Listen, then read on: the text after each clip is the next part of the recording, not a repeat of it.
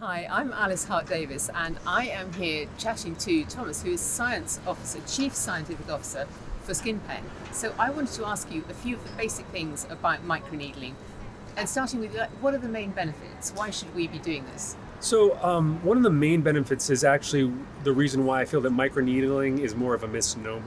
Microneedling is kind of a broad term that describes a lot of things such as these roller devices, mesotherapy Yes. devices, radio frequency devices, these stamping devices, where what I like to think our device, SkinPen, is a device that actually is a precision micromechanical skin remodeling device. A skin remodeling device. And that's the key, is that it's actually remodeling the skin. And so when you use these devices, the ones that are what I just described, which is different than what you would say microneedling is, you're actually remodeling the tissue to kind of basically turn over the tissue to be like it is when you're younger. So how is the SkinPen different from these rollers and stamps, and does it have a similar action? Is it something different? So one of the things that I think we should note is the precision part of the title of the SkinPen Precision, Yes. or what the other term I described it as.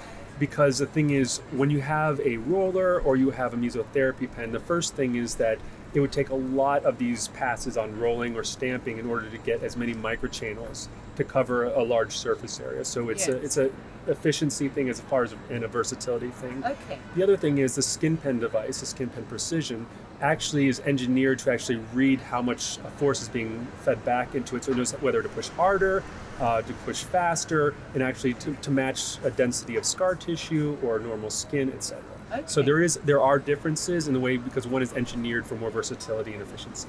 Okay, and is it aiming to reach a specific depth in the skin? Because there's a good deal of debate, as I hear it, around whether a very light bit of needle penetration of the skin in whatever way will actually stimulate collagen growth, or whether you need to go deeper to get that proper remodeling effect. Right.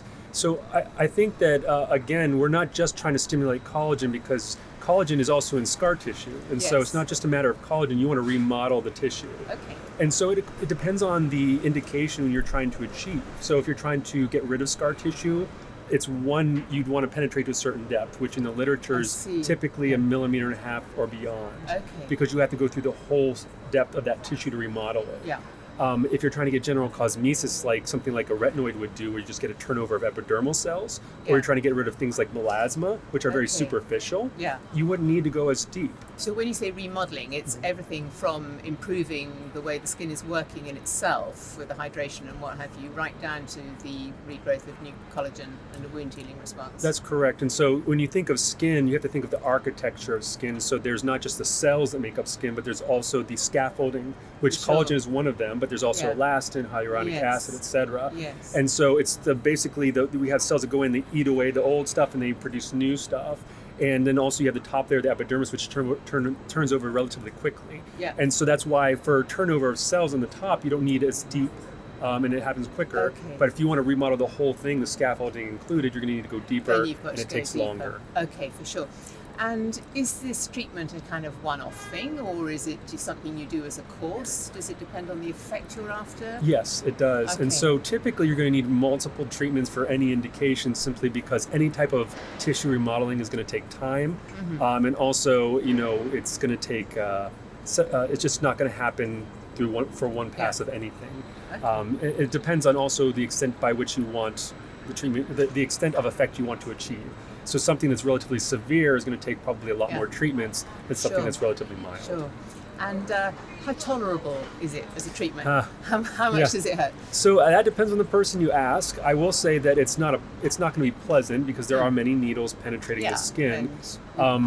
Typically, a physician will use a topical anesthetic but there are people that don't use that, and they just do it dry, what we call dry. Ooh, and it is tolerable. Yeah. And I've done it dry myself, and I can tolerate some areas where the nerves are a little more difficult. Yeah, or bony areas. Or bony areas. It also depends on how deep you're going. If you're doing something at 0.5 millimeter versus 1.5, it's going to be should be fine. Right. I mean, you find that in some facials. Even. So it's really based on the person and the type of procedure you're doing, Okay. how deep you're going. It feels a little bit like windburn Yeah. afterwards. What kind of results do people get? So again, it depends on whether you have a qualified physician or dermatologist or a plastic surgeon doing it, Yeah. because if you don't have that, they're not going to read the morphology of your skin correctly, choose a proper depth, Okay. number of treatments. Okay. But when you do have when it's properly administered, it's quite Yeah. nice. You see reductions of scar tissue that 90% of people say they're satisfied with their treatments. Excellent. And Yeah. so I think Sounds like one I better step Yeah. up and try. Okay. I would- Thank you I very would, much. yes. Yeah.